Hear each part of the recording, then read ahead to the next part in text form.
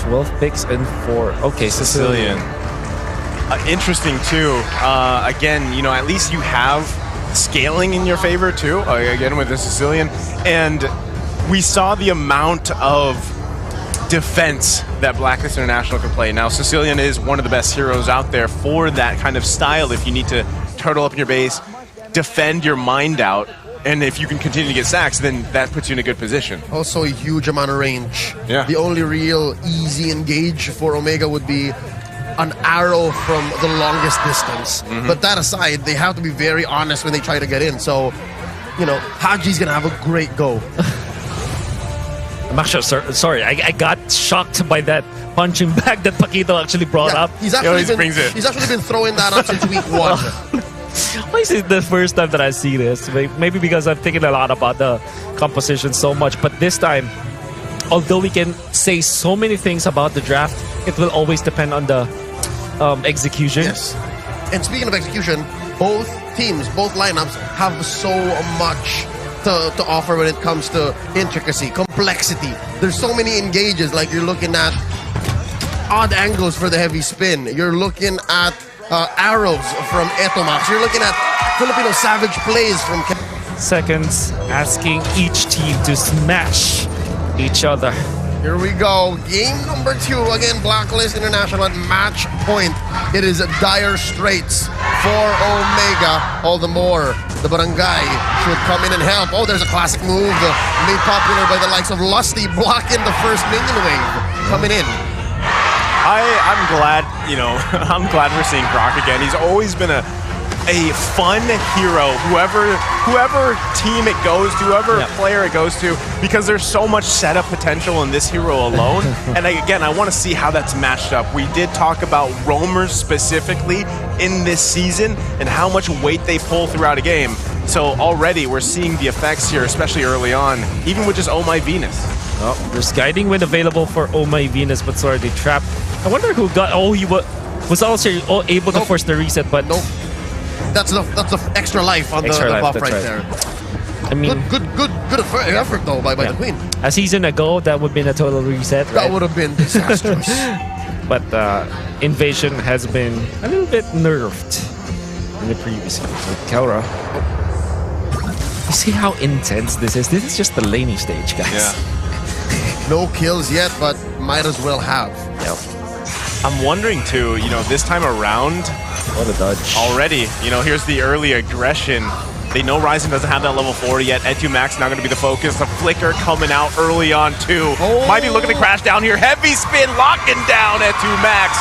Can they get anything in return? Oh man, the Guardian's Barrier just pushing them out here. So first blood drawn by Blacklist International. And it's not like okay.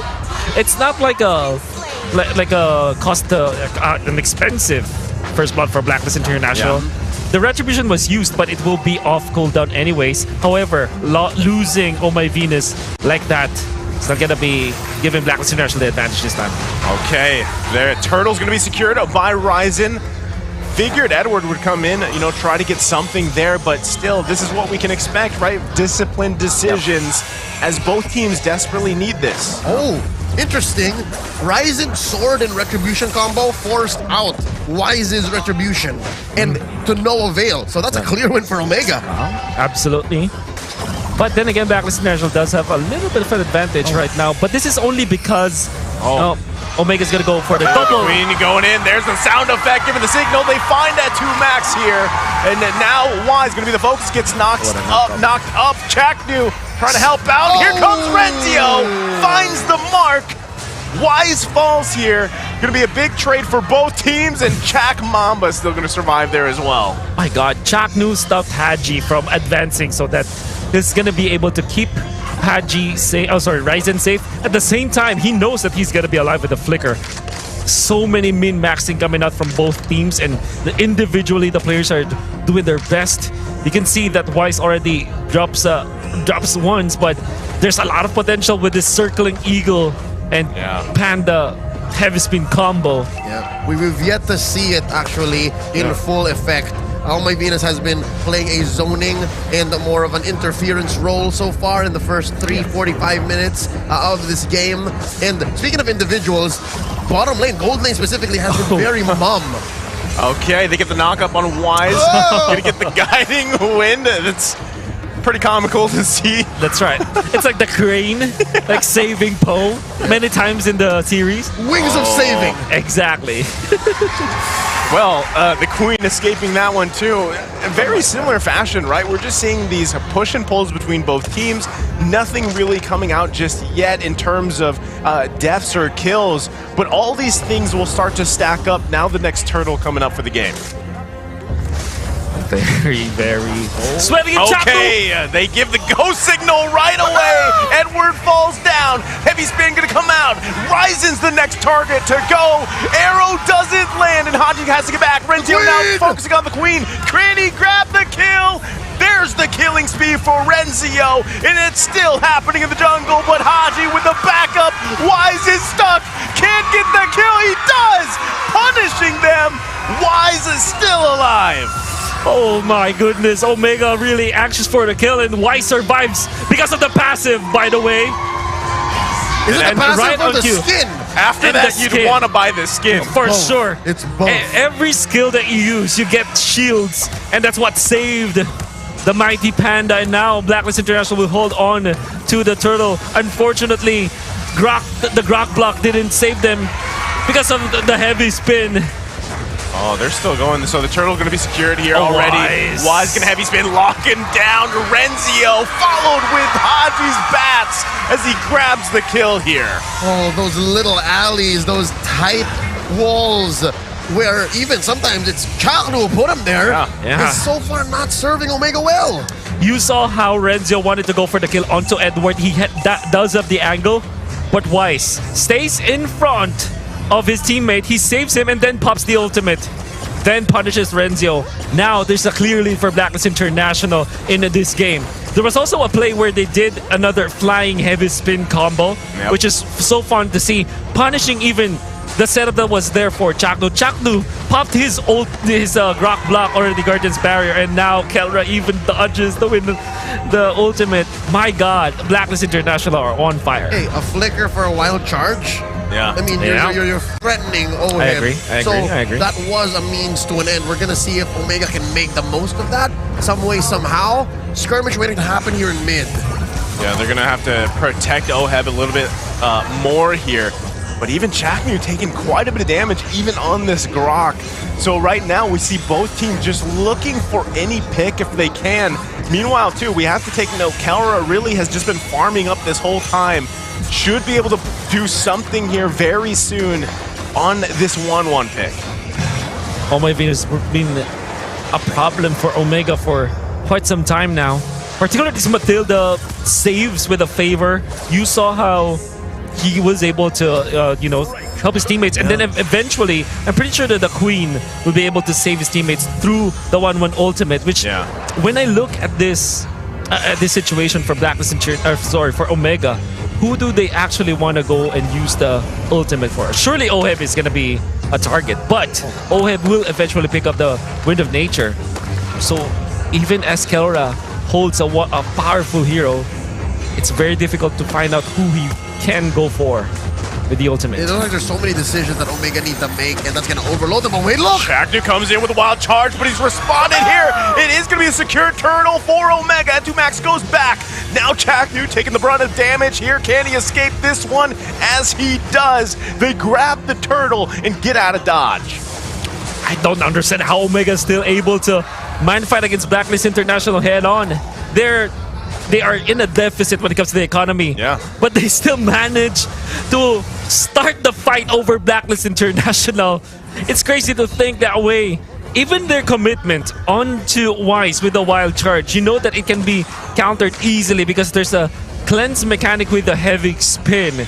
They still manage to secure the turtle though. And that is because of Ryzen's hot hands on the Retribution. I guess that's what the answer is to your question, Wolf, is how is Omega able to pick these fights still? Their uptime is so high. Again, they're only really waiting for the wild charge and the Abysm Strike. And of course, if you can get the crossbow tang up. But that aside, Yeah. Everything is up to them, especially if they can get an arrow out. It's true. Yeah, which is actually funny because Max has kind of been struggling with the arrows here to get them to find their mark, but it is kind of like the Franco hook, right? One arrow could literally change the course of a game. I do agree with that. However, Blacklist International are tanking up. You see Wise picking up the Sky Guardian helmet. It's the Ube. It's the Ube. Watch out for that every mid-game, so 8 minutes onwards. Before it was 7 minutes onwards, but now Blacklist International, they're gonna be grouping up 24 seconds before the Lord spawns. Kind of excited for this too, that next objective coming up, the Lord. You know, when are we gonna see that moment for Kelra here? The same can be said for Oheb. They have both just been sitting, farming up patiently here. Arrow not gonna land, even the walls there, but still, both gold laners, 0-0-0. This next big objective is definitely going to be the focus. Oh, there's the wild charge, though. Queen going to have to flicker out here. Oh, my Venus going to be just fine for now. They're down just a flicker. So at this point, Smart Omega might actually want to just go ahead and contest this one. Wild charge for flickers. So far, Chaknu, he feels like that's the trade-off. And they kind of agree with him on that one. Yep. Eto Max na rin a good spot though.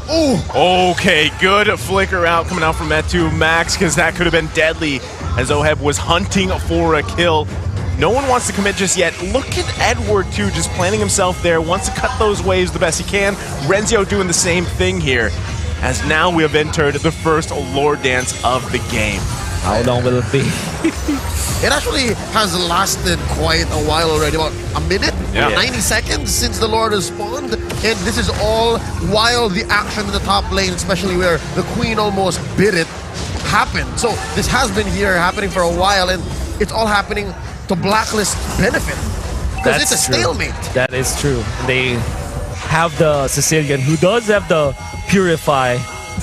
How do you answer that? Eventually he will get into the Winter Truncheon area where the crossbow attack will not be a problem at all for Haji. So late game really does favor Blacklist International if you think about it. There's so much saves individually and as a team, as Chaktu will be able to reset the Lord. I mean, not only that too, but Haji has, you know, he's running the mystery shop and then he has the 3 kills, right? So he is sitting pretty already on this hero that is meant to be scaling into the late game. He's already, he's literally making bank, feeling good. And you can already see the poke that he can provide just with a single bad impact. And that's what we're seeing here, right? So Lord's still going to be bobbed and weaved around here between both teams. Kelra trying to get in position. Also notice on the bot side, they're still focused there. So it's not going to be a complete fight. Kelra taking a shot from the Filipino sniper. Has to respect it. That's going to be the Lord going over to Blacklist International. Great bobbing and weaving here, but Kelra might be looking for a play. Gets the crossbow of Tang up. Finds the 2 kills. That's going to be the double for them. They trade the Lord as 2 fall here for Blacklist International. Air Savage for Matilda Airlines. I'm guessing they need to convert before we can call it a clear win for the barangay. Man, you see the aerial battle between these 2 teams, but I'm really surprised how Omega dealt with it. They understand that after the commitment of Wise with the ultimate, since Ryzen actually built for a little bit of defense with the concentrated energy, but he wasn't taken out because after the fact that Wise pops the ultimate, you are going to be looking for damage.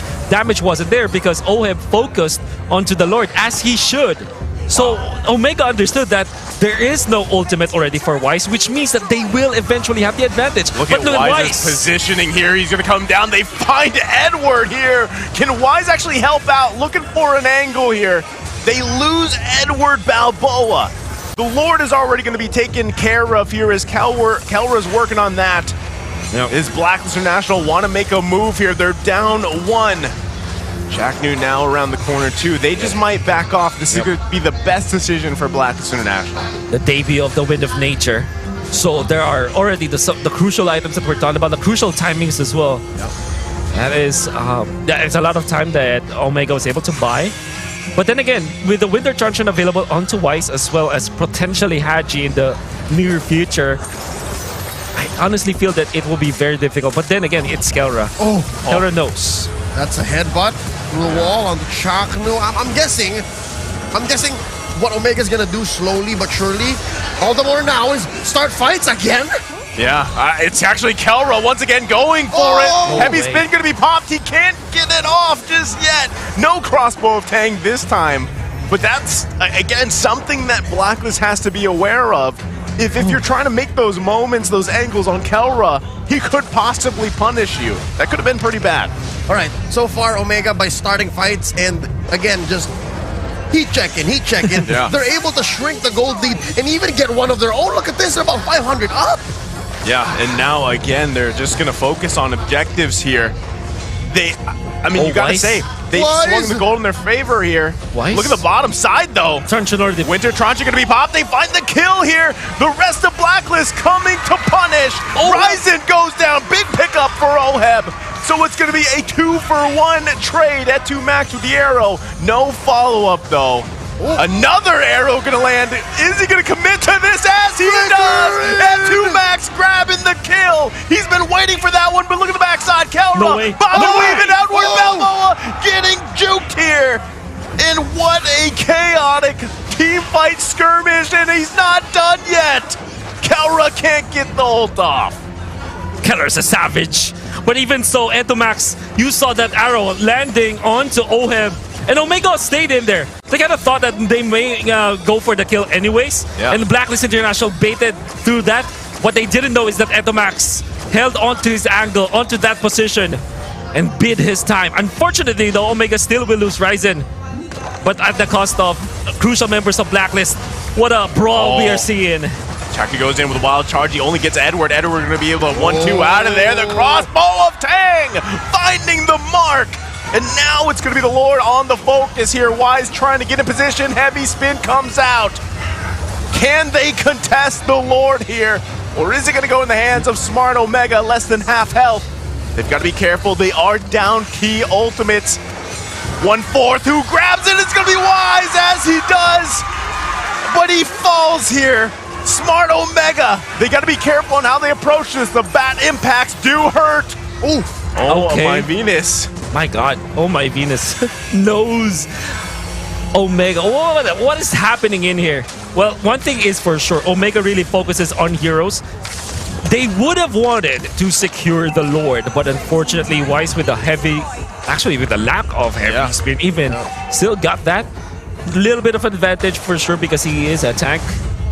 And then for Omega, they are really just hammering towards whoever is in front of them, even Edward. But the thing is, when you pop your ultimate as Kelra, even if you get one kill, that is enough information for Blacklist International to work with. You saw how after the kill onto Edward, immediately Blacklist International went into teamfight because they know the crossbow of Tang is such a crucial ultimate to not have in a fight. And just look at the positioning of everybody all around. I mean, good thing that Smart Omega is still holding on to this tier 1 turret for now. And that inhibitor up top, very, very key. But they get a stun though, look at this, Oheb! Oh, Oheb, Edward trying to do his best at 2 max, now quite low. No one down just yet, but here comes Kelra. He's actually stopped with the Sanguine Claws. Good placement and save there from Haji. In the end, it will be Blacklist International to win that skirmish where nobody died. Just because of the fact that they have taken two turrets afterwards. It's because of the nature of the minions as well. Blacklist International had to commit some of their flickers and their battle spells, but they're okay. That would have been all but impossible if not for the guiding winds. Could have sworn Oheb would have just had his face in the ground if Mum Shoes did not save him. That's right. Saved by the Mum Shoes. I definitely agree. And sometimes that's all you need. Sometimes you just need to keep Oheb alive one more time, and then you have him live to fight another day, and then you keep this lead. So far, these fights, despite Omega picking them over and over again, man fighting, as you put it, Wolf, in place of these objectives, again, to convert later on, has been working out for them, but oh my Venus, almost single-handedly denies them the conversion. Just kind of like oh my goodness, the Abyssal Arrow to take the purple buff here. And 2 max steals that one. Like I said, an arrow can change the course of a game. That starts with the purple buffs. Because you want Haji to pick up the purple buff late into this game for more spams on the Bat's impact, but I know that it is a minor thing to take note of, but it's something. It's something. Every single detail in this marquee matchup matters so much. They're going to commit here on the bottom side, forcing the flicker out. Ryzen's going to be in trouble here. Edward Balboa looking to pop the immortality, but he can't just yet. Ryzen's nobody alive, but look at the backside. Jack Duke now finding an angle here, looking to crash down the wild charge. The Jack Mamba surprise as they find another kill. They're falling apart here. Big play from the Mamba and Smart Omega. Not just big play, but big damn! I don't know how Ryzen stayed alive. I technically do. It was a good combination. The chains and the sword both enhanced at some level. They're gonna push! Because of this two-man defense left for Omega. They want to take it to a game 3 as they focus on Wise. That's gonna be it. Smart Omega with a massive play takes us to game 3. And Ryzen, so many times has he been doubted by so many supporters of Omega. I saw him even post one of his bashers comments when he had their losses previously. But now, where are the laughers at? Where are the haters of Ryzen? As you saw, single-handedly outplaying both OM and actually so many members of Blacklist International. Outliving the members of Blacklist International. And Naisu, what a perfect